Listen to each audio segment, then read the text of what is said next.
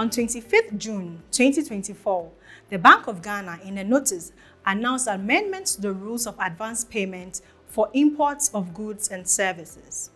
Here, we explain the new rules.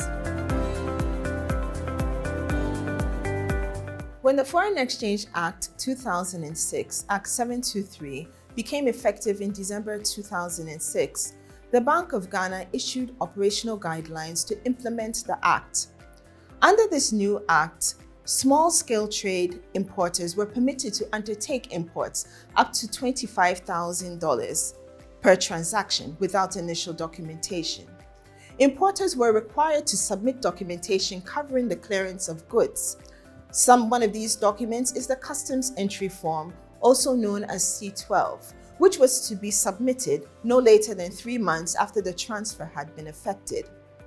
Importers had to fully account for all outstanding transfers and would only be allowed to undertake further foreign exchange transfers if all relevant documentations required for a current import transaction was complete.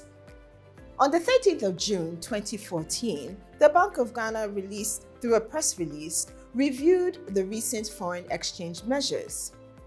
The threshold of $25,000 had been reviewed to $50,000 for transfers abroad without initial documentation, where the documentation in respect of an outstanding transfer or any subsequent transfer could only be made on prior provision of the documentation required for the current import transaction.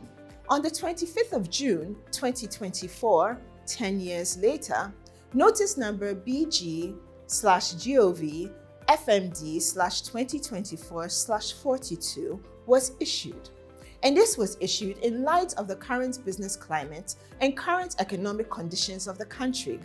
The bank has revised the current threshold from $50,000 to $200,000. Documentation requirements to effect advance payment has been clearly spelled out in guidelines. The Bank of Ghana encourages the use of alternative trade financing options, including letters of credit, open account, documentary collection, and a hybrid of any of these payments for imports whenever practicable. Now you know the rules. Be guided accordingly.